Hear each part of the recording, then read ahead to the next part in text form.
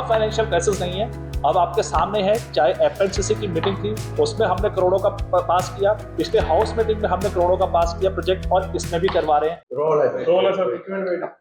मेरे साथ आज हाउस में सभी दलों के पार्टियों ने ये इशू उठाया कि जो प्रस्ताव हाउस में पास होते हैं वो जो अधिकारी हैं वो उसको इम्प्लीमेंट नहीं होने देते, सीधे सीधे कमिश्नर पर आरोपी लगे। आप बताइए, आपको उन्होंने अपना प्रतिनिधि चुना है हाउस का, ये सारे मुद्दे आगे उठाने के लिए क्या कार्रवाई इस पर करने जा रहे हैं, और क्या बात है कि हाउस के जो फैसले हैं वो इम्प्लीमेंट नहीं हो पा रहे? देखिए, पहले तो अच्छी बात ये है कि कहीं ना कहीं पार्षद अपनी आवाज रख रहे हैं और कहीं ना कहीं जनता की आवाज को यहाँ रखा जा रहा है। पहले आपने देखा होगा कि मिनट से लेके पावर पॉइंट प्रेजेंटेशन तक, चाहे वो सीवर का था चाहे इलेक्ट्रिसिटी का था, सब अपनी परेशानियों के लिए ज्यादा बात कर रहे थे। हमने सोचा कि सीवर की एक नई टेक्नोलॉजी है उस पर बात रखे, लेकिन उसमें आपने देखा होगा 2-3 पार्षद खड़े, उन्होंने अपने एरिया के बारे में बताना शुरू किया कि 2 साल से हमारे टेंडर नहीं लगे हैं तो बीच में। और ऐसे ही जब इलेक्ट्रिसिटी की बात आई तो इलेक्ट्रिसिटी में भी सेम बातें हैं। तो नजर ये आ रहा था कि जो 2 पिछले वर्ष फाइनेंशियल क्राइसिस के कारण जो काम नहीं हुए थे, जो प्रैक्टिकली काम होने चाहिए थे, उसका रोष था। और उसका रोष इतना ज्यादा था कि पिछले हाउस की मीटिंग में इन एंटिसिपेशन पास किया गया था। एजेंडास आते हैं, कई एजेंडास को इन एंटिसिपेशन पास किया गया, तो उसमें से एक एजेंडे को लेकर उन्होंने कहा कि जब इस इन एंटिसिपेशन इसको पास कर दिया गया है तो इसको लागू क्यों नहीं किया गया है। तो उसको लेके हमने आपके सामने ऑफिसर से जवाब भी मांगे थे और ऑफिसर्स ने भी अपना जवाब दिया था, आपको पता होगा। लेकिन एक मत तो समझना पड़ेगा कि मेयर ऑफ हाउस को चेयर मैं ही करता हूँ, हाउस की मर्यादा का हमें ध्यान रखना होता है। और अभी तक मुझे ये लग रहा है कि जो विषय है वो एमिकेबली रिजॉल्व भी हो। पर सर, आपकी ही पार्टी के पार्षद बहुत नाखुश हुए हैं, जिस तरह से आपने एकदम रिजेक्ट भी कर दिया। काफी पार्षद नाखुश थे, बोलने नहीं दे रहे हैं बीच में। आपने रूम में बुलाया था, यहाँ भी कोई नहीं आया।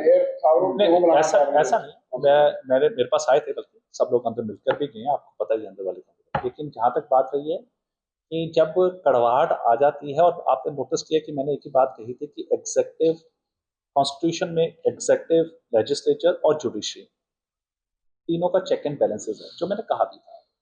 और हमें इस चीज का ध्यान रखना होता है कि शब्दों से किसी को बुरा ना लगे।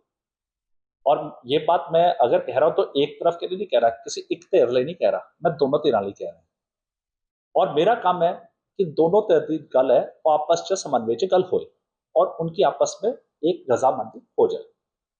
लेकिन ऐसी कोई इतनी बड़ी बात नहीं हुई है। हाउस चलेगा, हम डेवलपमेंट के एजेंडे पास करेंगे। ये छोटी सी बात हुई है और ये छोटी सी बात अभी निकल गई। कमिश्नर साहब की तरफ से कोई सेटिस्फैक्टरी जवाब भी नहीं आया। हाँ, जिससे काउंसिलर खासी। हाँ, आप सही कह रहे हैं। मैं वो नहीं, बल्कि ऑफिसर्स की तरफ से भी नहीं आ रहा था। आज आपने नोटिस किया होगा, सुबह से जब से हम जवाब मांग रहे हैं, ब्लैक लिस्ट का आया आपके सामने। 4 साल से एजेंसी ने काम ले रखा है और काम वो कर नहीं रहे हैं। और 4 साल में मैंने खुद पूछा कि मुझे आप डिटेल दें कि 4 साल में कितनी एजेंसीज को ब्लैक लिस्ट किया, तो उन्होंने बोला किसी को नहीं किया। तो अब मैंने ऑर्डर किया आपके सामने कि 15 दिन के अंदर उस पर आप एक्शन लीजिए जो काम नहीं कर रहे हैं और जिनका काम पेंडिंग है। तो देखिए, ये कहीं ना कहीं अल्टीमेटली एक बात समझिएगा कि काम तो जनता की आवाज आ रही है। अगर लड़ाई लड़ी जा रही है सदन में, तो वो जनता को लेकर लड़ी जा रही है, चाहे वो सफाई के मुद्दे को लेके हो, चाहे वो बिजली का मुद्दे को लेके हो, चाहे सीवर लाइन को लेके हो।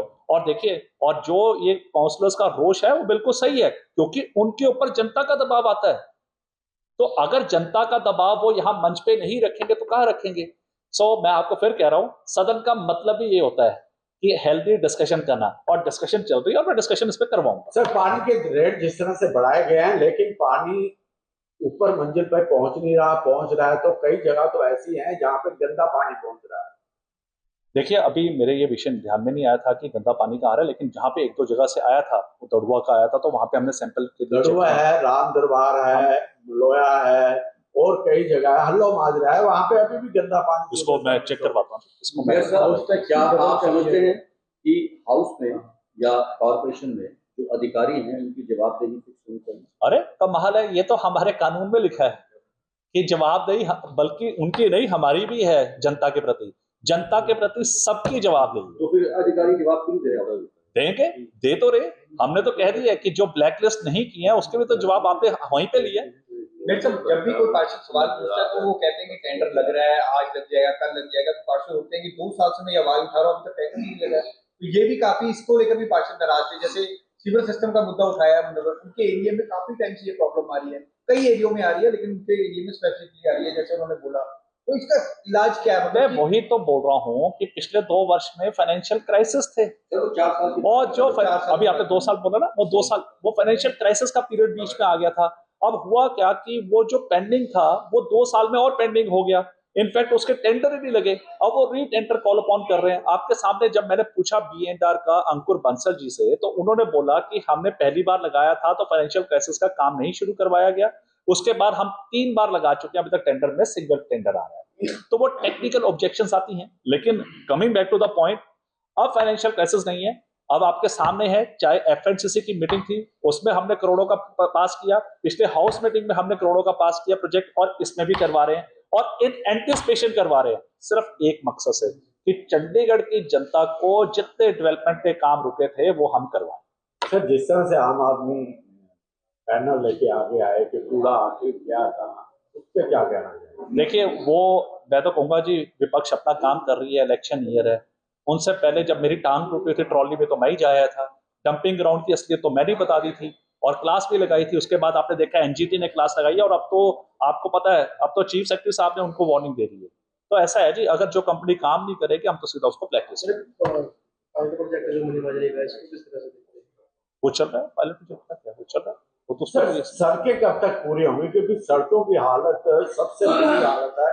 अभी भी कई तो ऐसी जगह है जहां पर ऐसा लगता है कि खड्डे ज्यादा है, सड़क नहीं।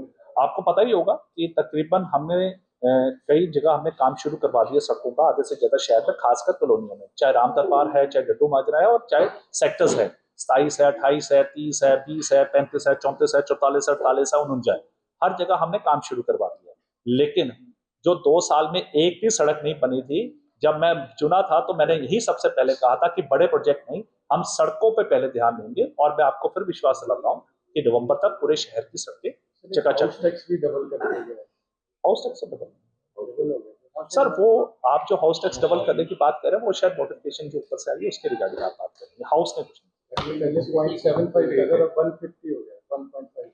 मैं वही कह रहा हूँ कि हाउस ने नहीं किया है, हमारे सदन ने।